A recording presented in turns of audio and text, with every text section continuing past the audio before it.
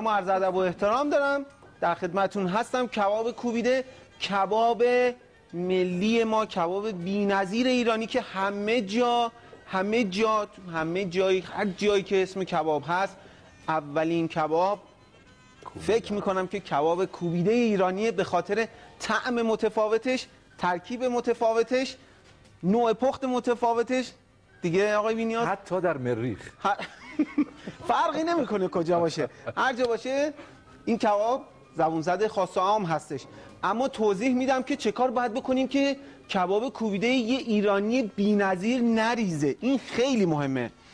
مواد لازم رو بگم بریم سراغ توضیحاتش.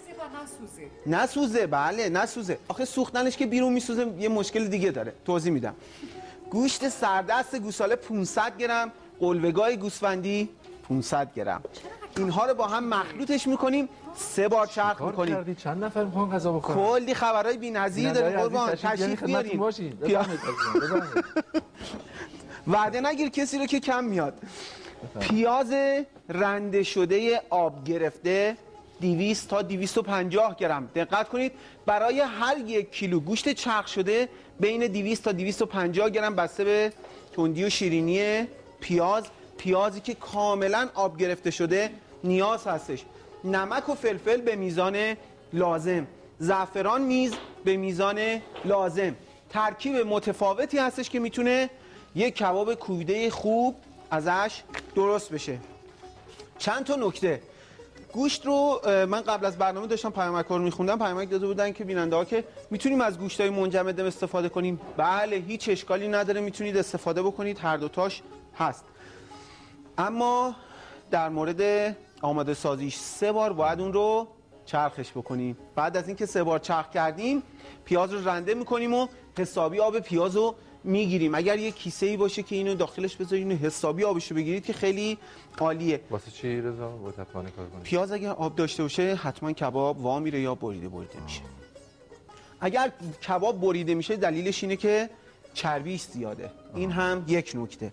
اما نکته دیگه، کبابایی که خیلی جاها میبینید روش میسوزه و تو خامه، دلیلش پخت اشتباه نیست.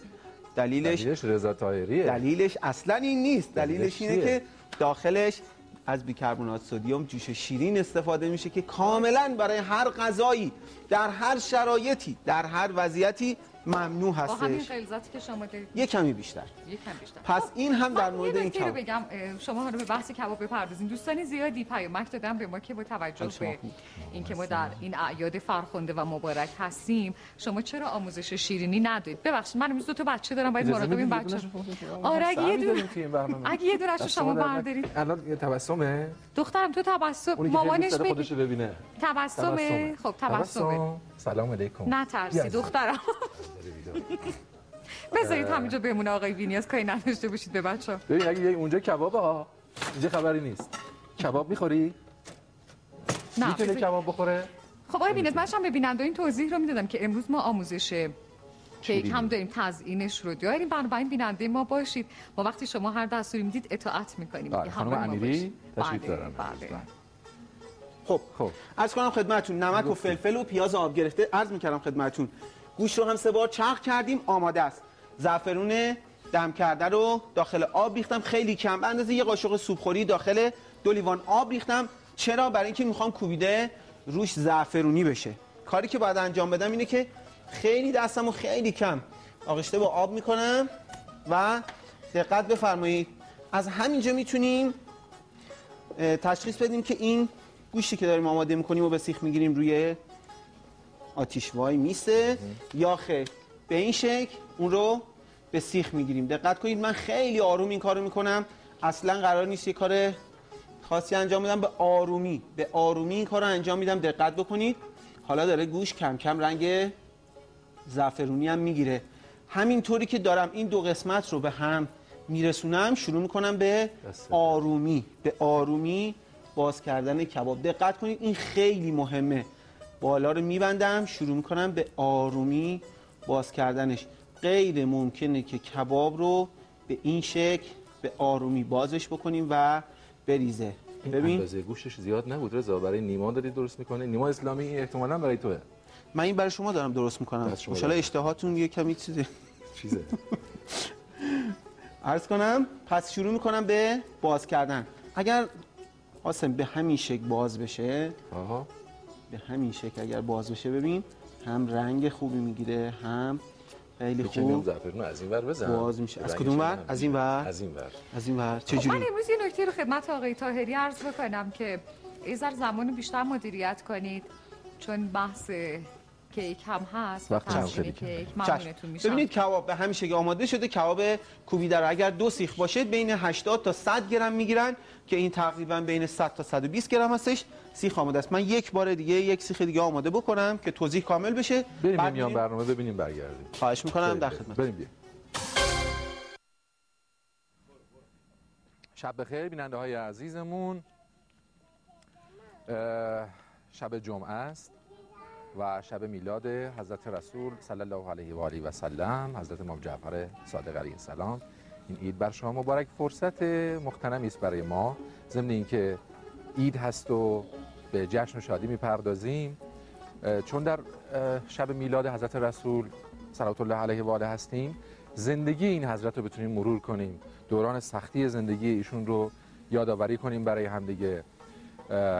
از دوران طفولیت ایشون که میدونید عبدالله پدر حضرت رسول قبل از اینکه حضرت به دنیا بیان به رحمت خدا رفتن. حضرت آمنه سلام الله علیها باز در دوران طفولیت ایشون حضرت عبدالمطلب پدر بزرگ ایشون، و بعد همین دوران سختی و یتیمی سپری شد تا عموی ایشون حضرت ابوطالب سرپرستی ایشون رو به عهده گرفت، و بعد دوران عبادت و عبودیت و پیامبری و سختی های بعد از اون رو و این مرور زندگی حضرت رو یادآوری کنیم برای همدیگه، مطالعه‌ای داشته باشیم و خداوند رو سپاس بگیم برای داشتن چنین پیامبری. انس ابن مالک، برای کسانی که قدری بدخلقن، امشب میخوام بگم، گفته که در 10 سالی که در خدمت پیامبر بودم هرگز حرف درشتی از ایشان نشنیدم و حتی یک بار درشتخویی از ایشان ندیدم. عید بر شما مبارک باشه. با این دستگلای عزیز ترنم و تبسم اینجاییم. من به تبسم گفتم قربه، من به تبسم گفتم اشکالات مجریان به خانه برمیگردیم برای ما بنویسه. شما ببینید الان ایشون سوزاندن کباب این الان خوبه دیگه، یعنی خوبه، این دیگه کاری نداشته باشه موقع خوردن. ملاحظه فرمایید که تعداد اشکالاتی که دیگه کاغذ جا نداره ایشون خصوصا برای بنده نوشته. تبسم خانم اینه. تبسم عزیز یا یکی دیگه هم بنویس. بفرمایید بفرمایید. خب بریم سراغ کباب. سوزوندی اینا رو با عزتون.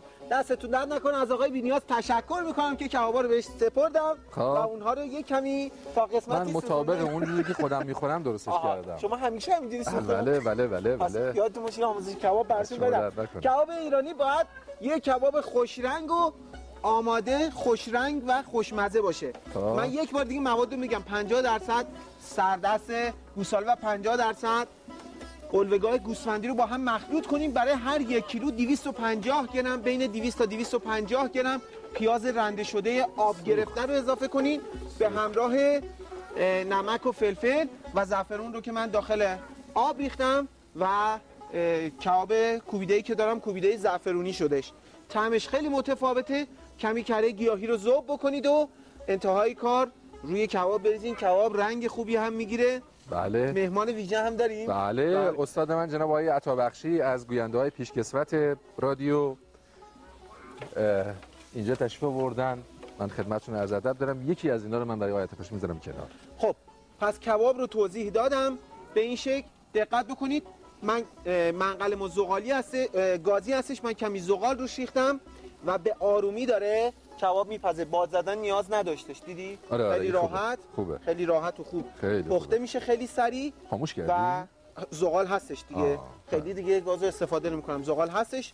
داره کباب میپزه و میتونیم که با کمی نون سنگک و گوجه که کباب کردیم سروش بکنیم. به سیخ گرفتنش هم توضیح دادم. بین 80 تا 100 گرم تا 120 گرم برای هر سیخ میتونیم در نظر بگیریم. کلاً غذای سختیه رضا. چرا؟ کوبیده غذای سختیه. چرا؟ کردن به سیخ کشیدن. نه دیگه راحت بود دیگه. توضیح دادیم.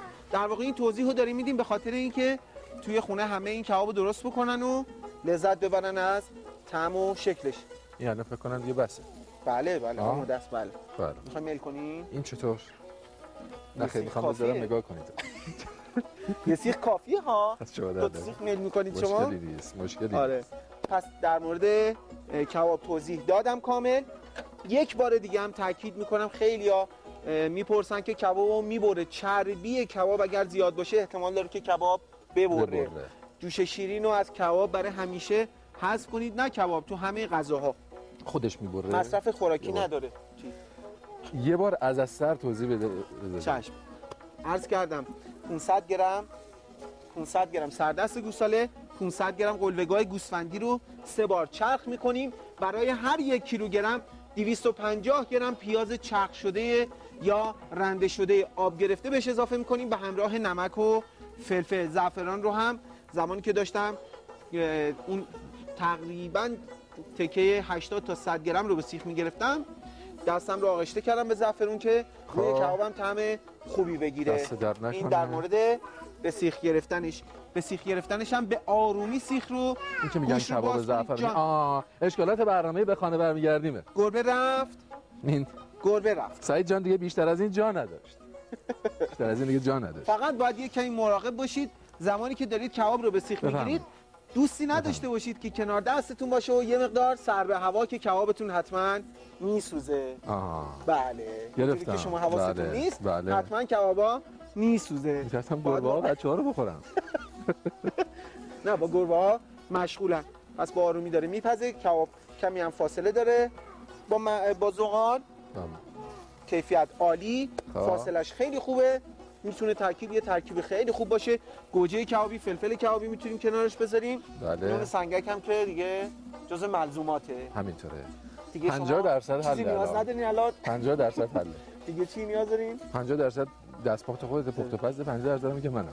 بله. اگه من اینو نخورم کی میخوره؟ خب این که میگن زعفرانی یعنی همین آخر سر آغشته میکنی، نه اینکه زعفران رو میزنی تو گوشت. نه خیر. انتهای کار دست شما درد نکنه. خواهش میکنم انتهای کار آغشته میکنیم بزنیم. دست شما درد نکنه. خانم راد در خدمتتون هست. خیلی متشکرم از آقای بینیاز، آقای طاهری. شب بخیر بیننده های عزیزمون، در خدمتتون هستیم در دقایق پایانی برنامه. هم کار خانم امیری آماده شده و هم رضا طاهری عزیز با زحمتی که کشیده. حالا اگر توضیح خاصی در انتها دارید، دو تا مهمان عزیزمون هم که مشغولن. بله ایشون همچنان دارن اشکالات شما رو می‌نویسن. خیلی هم روی تأخیراتون تاکید دارن آقای بینیاز. اون که تمومی نداره، بذارید کل دفتر رو بنویسه. آقا در خدمت شما. خواهش میکنم. پس من یک بار دیگه عرض میکنم به خدمتتون که برای اینکه یک کباب متفاوت ایرانی، یک کباب بی‌نظیر ایرانی داشته باشین، کافیه که 50% سردست گوساله رو با 50% قلوه‌گاه گوسفندی مخلوطش بکنید. خیلی پرسیدن منظورتون از قلوه‌گاه گوسفندی قلوه‌گاه اون قسمتیه که دنده هستش توی آب گوشت و اینا میریزیم. خب وقتی میخوام بخرن همینو بگم. بله قلوه‌گاه گوسفندی میگن کاملا. یه نکته‌ای خیلی هم میگن که ما 60 به 40 استفاده میکنیم، یعنی 600 گرم سردست گوساله میریزیم، 400 گرم قلوه‌گاه گوسفندی. اینا بستگی به چربیش داره. اگر چربیش زیاد باشه ما باید گوشت سردست گوساله رو اضافه بکنیم. پیاز رو خیلی‌ها سوال میکنن، بیننده ها خیلی‌ها من بیرون میونن سوال میکنن، بگم پیاز حتما باید رنده شده آب گرفته باشه. اگر کبابتون میبره حتما چربیش زیاده و پیاز آب داره. نمک و فلفل اضافه کنید بهش، چیز دیگه‌ای بهش نزنید. خیلی هم سوالی شده که من پیامک‌ها رو میخوندم چرا کباب کوبیده ها سفت میشه و بیرون چطور کباب کوبیده رو میپزن که اینقدر مغروم به صرفه میشه و بعضی از جاها اینقدر کبابشون ارزونه. تموم شد دخترم؟ اون بخش ذره فنیه، بذارید نگم. اونو بذار برای بعد. بذارید